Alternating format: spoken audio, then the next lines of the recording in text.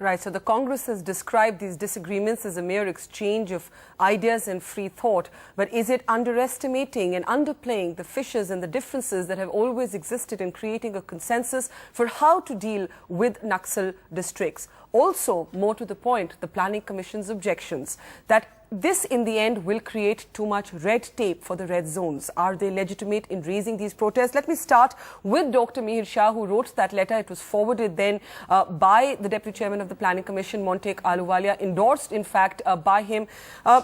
Dr. Shah, most people who are trying to understand the complexities of this particular model will simply say to you, why are you so skeptical of district officials? After all, district officials look after the districts. They're entrusted with that role. Are you not, in a sense, damaging government institutions by being so skeptical of district officials and their role in this development model? Barkha, let me make it very clear. There is no skepticism about the district administration.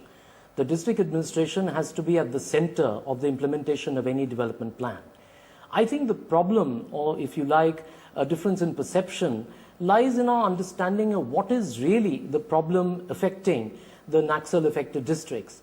And there we took our guidance. The Planning Commission, in formulating its plan, took its guidance from the Honorable Prime Minister and his speech at the recent National Development Council meeting in July 2010, where he said that the major problem in tribal areas and the Naxal affected areas is the sense of alienation, the sense of non-inclusion that is felt by the people in these districts. And that is what our plan was an attempt to address.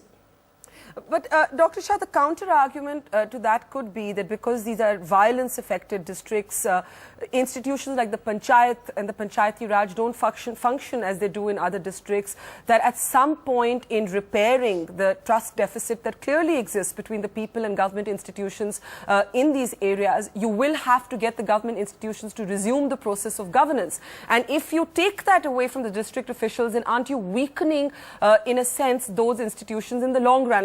I'm just putting to you a contrarian point of view. No, absolutely. I mean, I am saying exactly what you were saying just now, that governance is the key issue. There has been a breakdown of governance in these areas. There is weakness in governance.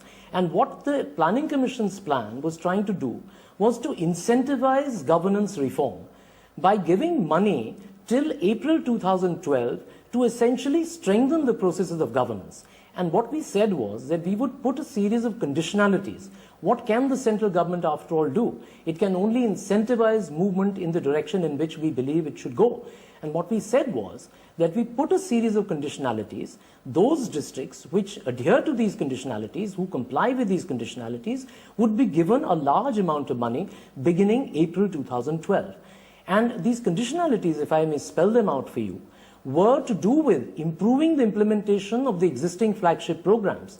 When we at the Planning Commission looked at the utilization patterns already, we found that money is not the problem.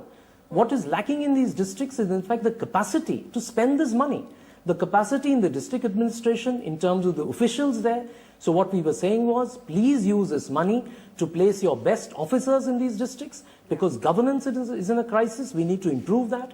Strengthen the Panchayati Raj institutions, strengthen the performance of the flagship programs, ban liquor contractors. You know, all studies in these areas have shown that there is a deep nexus between the contractors of liquor and the modus of exploitation in these areas. So we were depending on the research and the feedback from these districts to say, please put these systems in place and you will get your money. All right. There is really no disagreement with the fact that the district administration has to be strengthened. Okay. Abhishek Singhvi, you described this as a disagreement and a free exchange of ideas that the media was, in a sense, overplaying. But for many people who are looking at this challenge described by the Prime Minister as the biggest internal threat to India, now that there is finally some consensus that there has to be a two-pronged approach, when people see this very acute and serious disagreement between the plan panel and the government and public disagreement to the extent that the plan panel then says,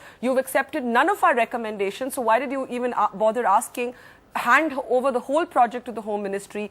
Does this not enhance, in a sense, the trust deficit and the capacity of people to believe that there is cohesion within the UPA when it comes to Naxal violence? I don't agree, Barkhan. Let me deal with this in 2 or 3 levels or 2 or 3 facets of this. Remember, I am neither the writer nor the recipient of this communication. This is a political party I represent, and the political party has no direct locus. As far as the merits of the issue are concerned, you must necessarily decide this either with Mr. Mihir Shah or with the Home Ministry or with both. But let me deal with this larger issue which is of importance.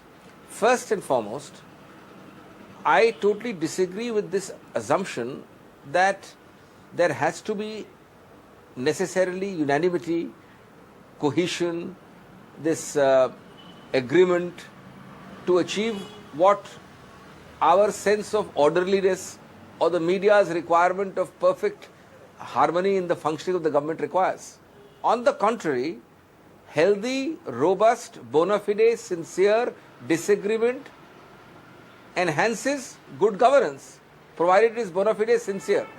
You have to have conflicting viewpoints, and this is commonplace in decision making in many government departments for thousands of years.